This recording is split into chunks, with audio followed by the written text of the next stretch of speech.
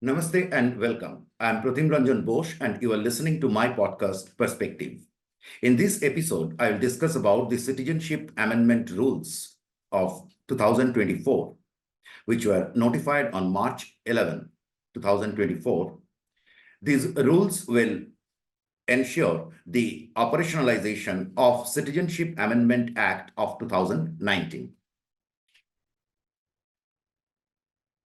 Viewers of Perspective will know that it is an audio channel, or it has been an audio channel so far. I made an exception in this episode for a reason. The person behind is my dead mother, who was an Indian till 1947, 15th August, and then at the stroke of a pen, she found herself as the resident or citizen of East Pakistan. India, as you know, was partitioned quite shamefully and as an exception across the world by virtue of religion. Muslims created their own country in Pakistan, and it was existing on either side of India, east and west. The western part is still called Pakistan. The eastern side, which was East Pakistan, is now Bangladesh. It was separated from Pakistan in 1971 December. This bit of history will help you understand why, going forward, this will be very important, because we will keep talking about things where the geography will matter. So on the western side, it was Punjab that was divided. And on the east, it was Bengal that was divided. Punjab was divided by a few hundred kilometers. But Bengal was divided by 2,100 kilometers across the length and the breadth of the province.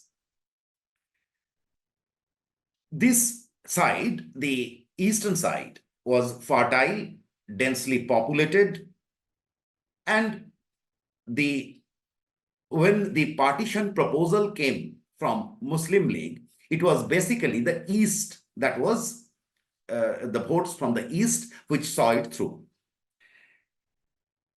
Leaving that aside, after the partition, Pakistan became an Islamic country.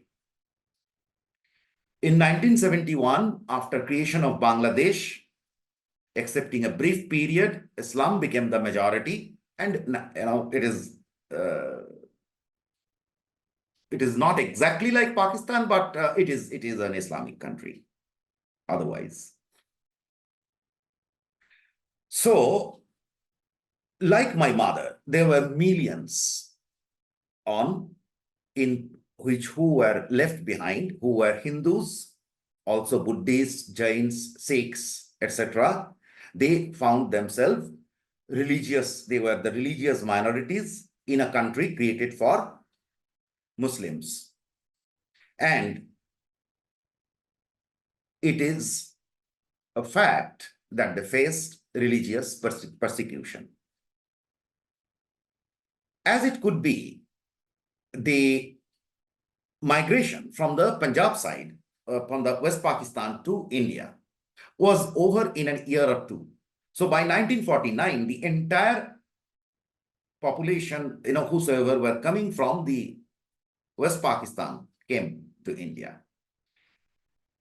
The percentage share of population share of minorities just dropped dramatically. The story of East Pakistan had been different. Here, people kept coming in phases, in waves for all these years. The waves were definitely larger between 1950, 1947 and 1971. This was the biggest chunk came during this period. But the flow never stopped. According to one research in Dhaka by Professor Abul Barkat. As late as in 2012, roughly very close to 800 people were 800 Hindus were migrating from Bangladesh to India every day. You heard it right. Every day, 800 people. So this is an unending story. The problem is that the nation wanted to be indifferent to it. Nation became indifferent to it. And that started pretty early. In 1950, India's Prime Minister Jawaharlal Nehru and entered a pact with Pakistan's Prime Minister, which is known as Nehru-Liaquat Pact. It promised free flow of citizens between the two countries. But in 1953, India brought its own passport. Before that, we were part of British Commonwealth. In 1955, India brought in its Citizenship Act. So the Nehru-Liaquat Pact became irrelevant in 1955. The migration from the West, as I said, was over. There was no problem on that side. But the East was a continued story, a case of sustained migration. So India should have created provision for that. India neither could disown because it was not possible to stop so many people, but India decided to ignore.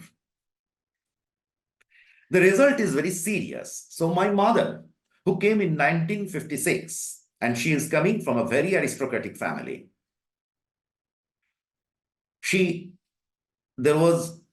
for her survival, she had to forge documents. There was a machinery over there, which I will talk about later. They helped her. She got a job. She could survive. Then she got married and we came along. So I'm the second generation. But coming from such a very distinguished background, she always felt, she was always ashamed about it inside. Never told us. She was very ashamed to show the papers. Everyone, she was not alone. Everyone, almost everyone of that era suffered, and forever they came and suffered. They all had to depend on this kind of things because there was no tool to claim Indian citizenship. And remember, India was partitioned based on religion in August 1947. In November 1947, Congress Working Committee passed a resolution stating that India must and should accommodate the minorities who are coming over to India for refuge. Please also understand that there were many Congress leaders, ending with Dr. Manmohan Singh, former Prime Minister of Congress, were soft. Dr. Manmohan Singh is actually from a refugee family from Punjab. So they said that there is a need to accommodate these people in the country. But no legal provision was created until the new act was notified on March 11. The new act is saying that religious minorities from Pakistan, Bangladesh, and Afghanistan, which were part of British India, if they have come to India and remaining undocumented, if they have come to India before December 2014 and remaining undocumented, can apply for citizenship, subject to certain provisions.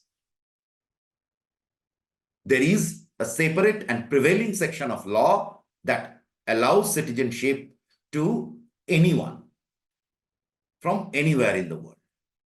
So there is nothing non-secular about it. The only distinction here is we are finishing the unfinished task of partition, that is, India owning up its own people that it had left behind. And those people were victims of the religion-based partition. Now, who are these people? I am a Bengali. The truth is, as I said, the migration in Punjab was over, and these people were refugees. But on the eastern side, the Bengal, there was no tool, there was no government recognition.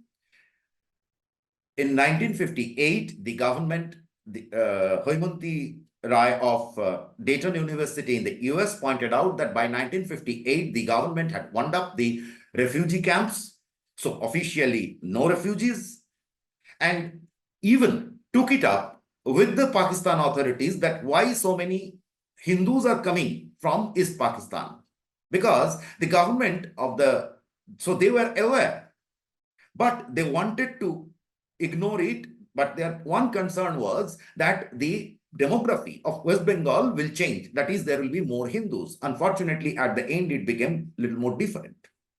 I'll talk about it later. But here is the first problem. So 1958, this thing is, the refugee camps are closed. Remember, in between, Pakistan, in the East Pakistan, Hindus were richer. So Hindu properties were grabbed using a act, the East Bengal Tenancy Act. Then 1965, India-Pakistan war, Pakistan lost it, and they went after the Hindus in East Pakistan.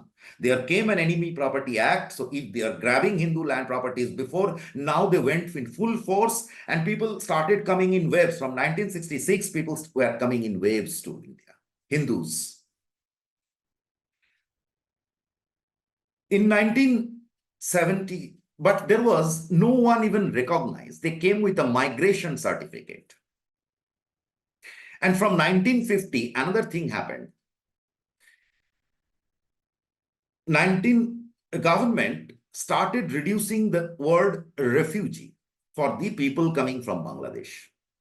Instead, they were referred as displaced and migrated. My audience is clever enough to understand the legal difference between a refugee and a migrated population. This migratory population, these two are completely different. And then so people started coming in waves after the 1965 war. And the waves in 1971 in East Pakistan, Sheikh Mujibur Rahman declared that we are independent.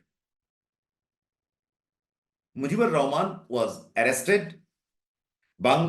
East Pakistan plunged into a 9-month-long civil war that ended in December 1971 with India's intervention.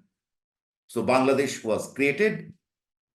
In 1972, the India government said that who had come before 1971 March, when Mujib gave the call for independence, will be treated as refugees, not citizens.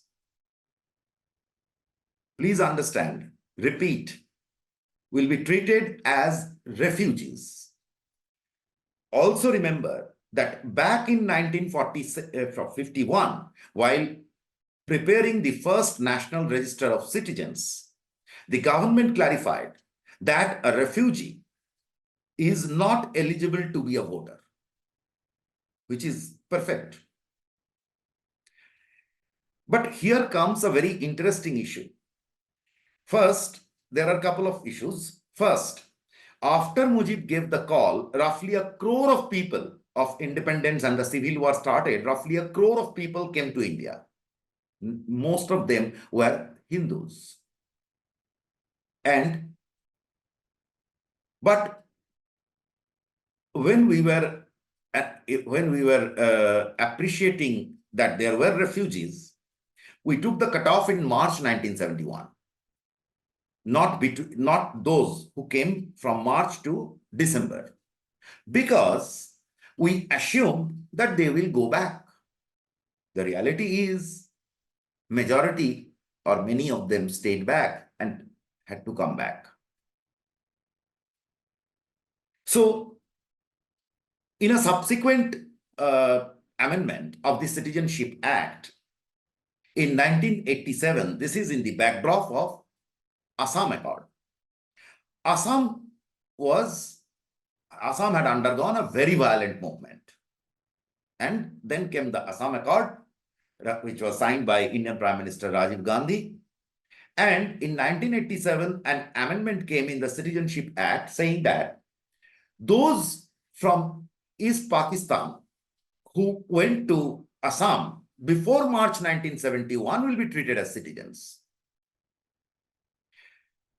This is insane. You know that people had come. You are not appreciating them. You know that these people are religiously, they are persecuted in East, they were persecuted in East Pakistan. You didn't recognize their, you didn't grant them a citizenship. But it is you who left them in that vulnerable situation because they were part of one country only, or their fathers were part of one country only. They were part of India. You left them in Pakistan, and today you are not owning them. The situation persisted.